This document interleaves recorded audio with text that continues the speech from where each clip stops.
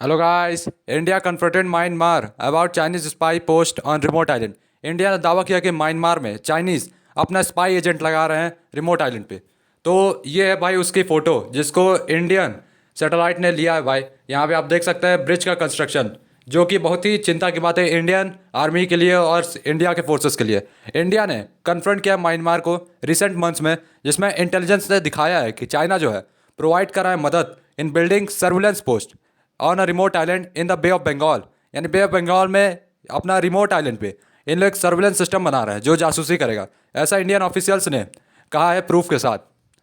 और Indian government representative at various levels उन्होंने share किया है satellite image with Myanmar counter parts that they said depicted Chinese workers helping to construct what appears to be a listening post on the Coco island in the India ocean.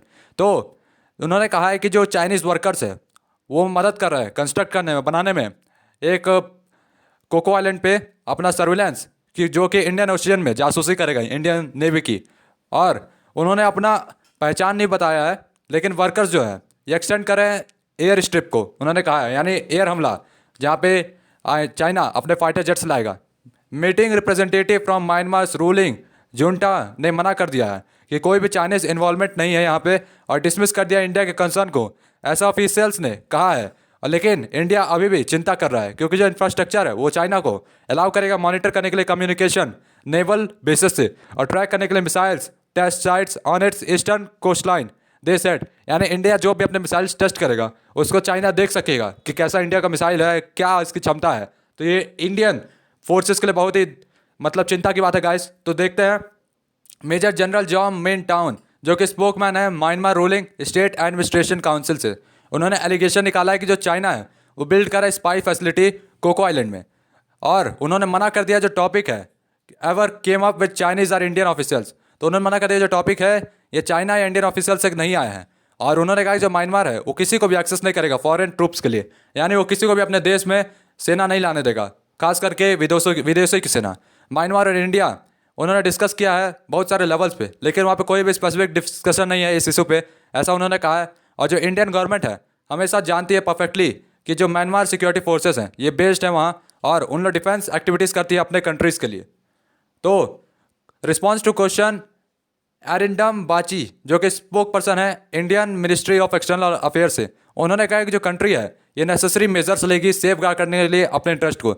यानी India जो है अपने measures यानी अपने interest को बचाने के लिए अपन कुछ नेसेसरी इंतज़ाम करेगी, और जो गवर्नमेंट है वो कांस्टेंट वॉच रखेगी सारे डेवलपमेंट में जिसमें इंडिया की सिक्योरिटी भी है, उन्होंने कहा है। तो ये म्यांमार की तरफ से कहा गया कि वो इंडिया की सिक्योरिटी को भी ध्यान रखेगी।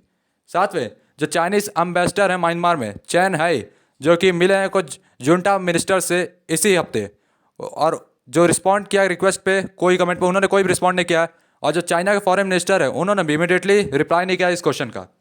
साथ में मिलिट्री टेंशन जो है इंडिया और चाइना में 2020 से बढ़ चुकी है, जब फाइटिंग हुई थी erupted on Himalayan border. Prime minister Narendra Modi की गवर्नमेंट ने कुछ एक्शन लिए थे जिसमें रेस्ट्रिक्ट कर दिया गया था चाइनीज़ ऐप्स को इंडिया में, और फॉरेन इन्वेस्टर्स को looking to diversify away from world's second biggest economy.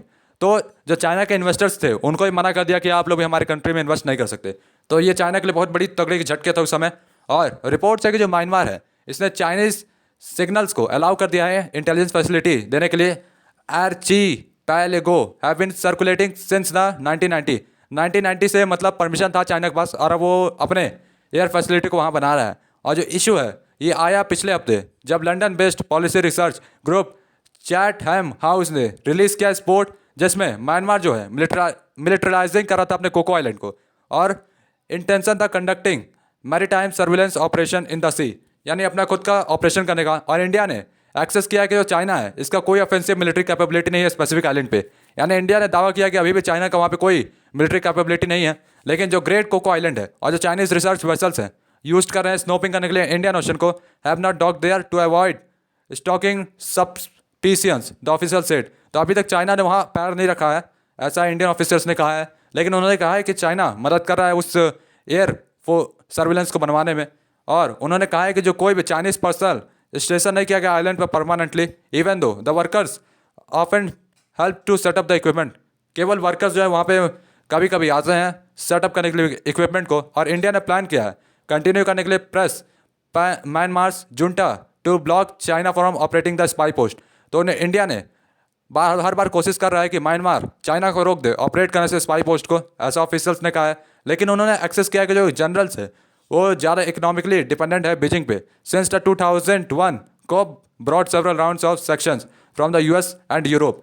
तो अमेरिका और यूरोप ने म्यांमार के ऊपर बहुत सारे रेस्ट्रिक्शंस लगाए, पाबंद लगाए, जिस कारण से वो चाइना पे डिपेंड है और चाइना अपना पैसा लगाता है छोटे से छोटे देशों पे और उनको बाद में कब्जे में कर लेता है। जैसे हम लोगों ने श्रीलंका में देखा था, वहाँ पे पोर्ट को कब्जे में किया था, तो उसी तरह अभी भी कब्जे में ऐसा नहीं है और इसी तरह हो सकता है यहाँ भी म्यांमार में करे। और चाइना का म्यांमार लार्जेस्ट ट्रेडिंग पार्टनर है, यानी चाइना जो है म्यांमार में अपने ज़्यादा सामान बेचता है और इन्वेस्ट किया है पोर्ट्स में और एनर्जी पाइपलाइन में साउथ ईस्ट एशियन में और as a way to bypass the Strait of Malacca which would be a choke point in any wider Asian conflict. यदि एशिया देश में कहीं भी लड़ाई होगा तो उसमें स्ट्रेट ऑफ मलाक्कोका जो है बहुत ही इंपॉर्टेंट जगह होगी, जहां से चाइना किसी भी हमले को अंजाम दे सकता है, खास करके इंडिया के खिलाफ। तो इंडिया मिलिट्री फैसिलिटी जो है अंडमान और निकोबार में आइलैंड में, ये 60 किलोमीटर से कम में है, कोको आइलैंड से दूरी है इसकी। इंडिया यानी अंडमान और निकोबार कोको आइलैंड से 60 किलोमीटर दूर है। और जो नेशन है यानी इंडिया अपनी कैपेसिटी बढ़ा रहा है इस आइलैंड चेन में। ऑफिसर्स ने कहा बिना इन्फॉर्मेशन दिए, हम लोग को भी भाई पता चला है कि जो इंडिया है अपने मिसाइल्स इक्विपमेंट्स सारे उस आइलैंड पे भेज रहा है, अंडमान और निकोबार पे, ताकि वो चाइना को फेस कर सके आने वाले फ्यूचर वॉर में। तो गाइस तब तक के लिए good bye, tata bye bye.